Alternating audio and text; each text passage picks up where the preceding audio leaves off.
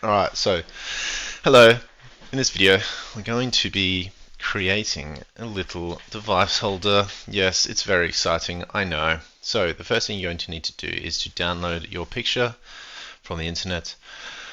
I've got my picture right here. It's a cat. Here we go. Open up Fusion 360, and the first thing we're going to do is click the Create Sketch button, and then we're going to click on probably this plane just here. That's totally fine. We're going to click this tool, which is a 2-point rectangle. Then we're going to click in the center of the screen and move our mouse up. We're not going to click, we're going to punch some numbers in. So you can see that when I move my mouse, there's a green box in the bottom that's highlighted. I'm going to put 75 in that box, and then I'm going to press Tab on the keyboard, which is just above caps lock, and jumps to the other box. I'll put in 150 here. This is roughly the size of a phone. So Tab jumps between the boxes. You want 150 tall and 75 wide, then press Enter. If I zoom out, zoom back in again, or if you've got a mouse, you can use the middle mouse wheel and click it in, move your mouse to pan around. So this is roughly the size of our phone or our device. I'll click Finish Sketch. Then I'll click on this Canvas button. I'll click on Insert from my computer, and then I'll find my picture. I'm going to click into the box, and we're going to put this in the right position. So my picture's upside down, so I'll grab this little button to rotate it around so it's the right way up. I might flip it just because I like it facing the other way, and then we're going to resize it. So this little button here will resize our picture. Now we don't want it to be too big. Probably 3/4 up the size of our device is probably all we need. So I'll probably go about there, and then I'll press OK. Position it near to the bottom, but it depends on your design. If you've got a design where you need a lot of stuff underneath, that's fine too. So now what we're going to do is we're going to trace out our image. Click the new sketch button, or create sketch, click in this box, and now we're going to start tracing. So we're going to use the Fit Point Spline tool, and we're going to go around the image. So zoom right in and start clicking around the edges. The less clicks you do, the smoother the curve. But for this picture, I want everything kind of like janky and weird because that's just the vibe this picture has. So I'm going to do lots of clicks. But if you want a really nice smooth curve, you want to do less clicks.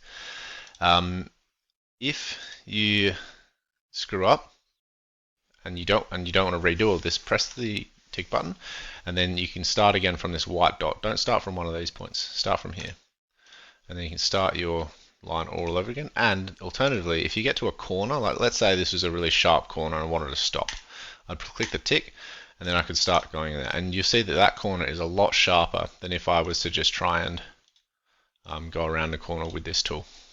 If you want to get rid of something, press the tick, press T, and then you click on the line. But you notice that it deletes the whole line. So wherever you started to wherever you stopped, it'll delete that whole line. I'm going to get rid of that one because I don't really like that line. So right now I'm going to go around and trace everything. Some areas, like for the eyes, what I'll do is, because I want the thickness of this line, where I don't really care on the outside, I'm going to go around the inside of it or the outside of it, and I'm also going to go around the inside. So I'll go around this part in here as well. And so you see here I get to a corner, I'll click the tick, and then I'll start from the white dot again. Just means that I get a much sharper corner. So that's my next step, is to use the spline tool, or you can use the line tool, which will give you really nice straight lines. And with the line tool, you can also click and hold where you get to an endpoint, and it'll give you a nice curve. And if you just want a nice curve, you can go create, arc, 3-point arc. Let's say I was trying to make an arc around, I don't know, this corner, through here, through this dark spot. I'll click on the start of the arc, the end of the arc, and then I'll map out how I want the arc to travel. So you've got those drawing tools. Also, you can use the rectangle tool like we used at the start. They're all your kind of options for creating the lines that you need to actually trace out your object. So here's one that I just traced before.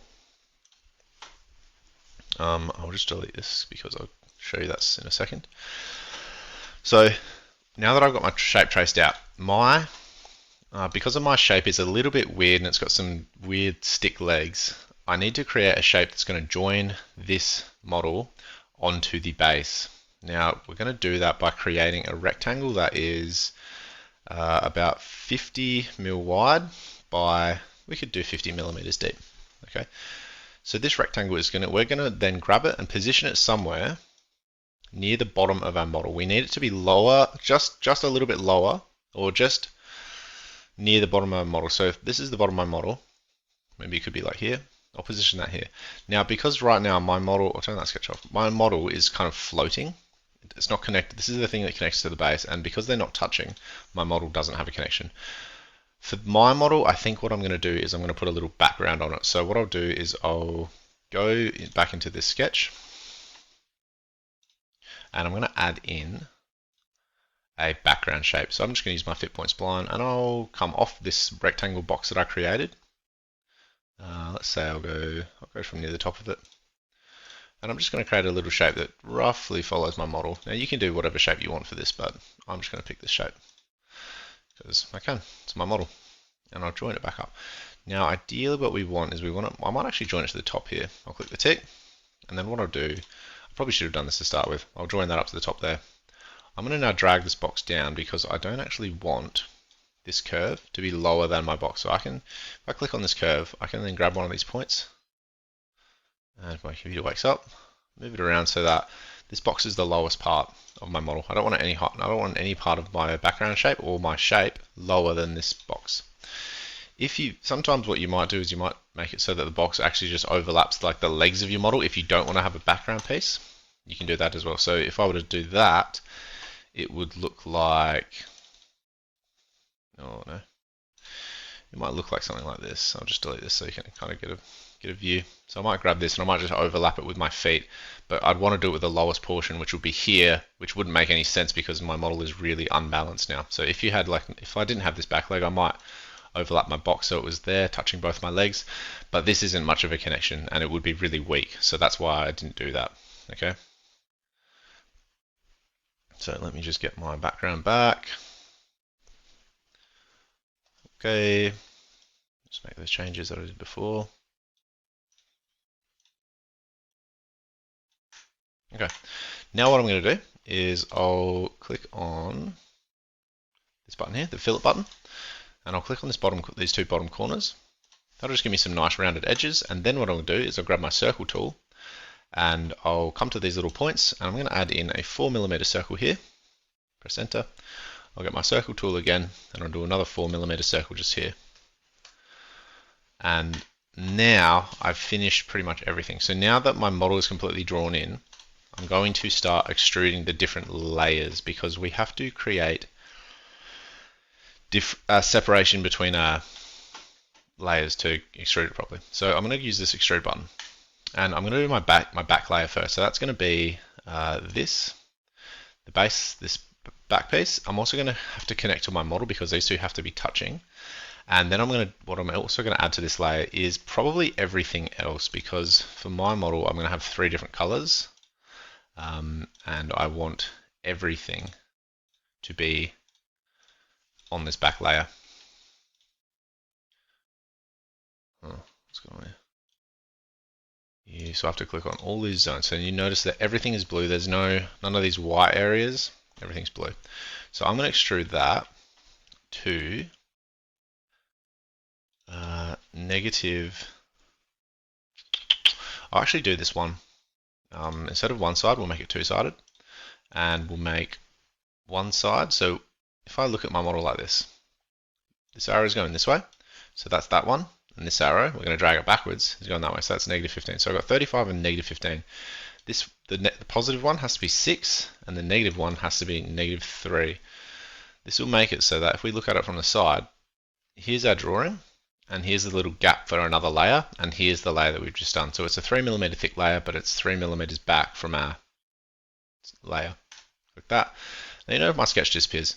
If I go to my sketches folder, I click that eye and bring my sketch back. So now for my second layer, I might just do in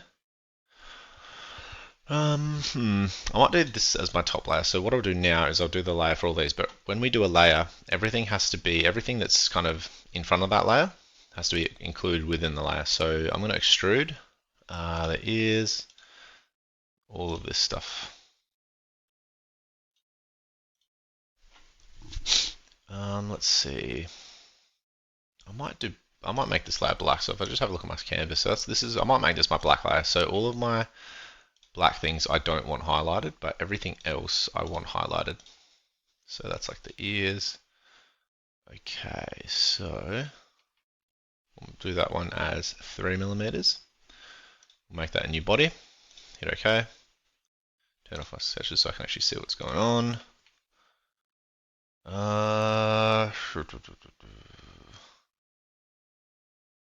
Kind of worked. It's kind of so ugly, but it kind of worked. Okay. And now for my top layer, what I'll do is I will... Actually, I think I only need 2 layers for this. Oh, I need blue. Oh, I can cut them separately.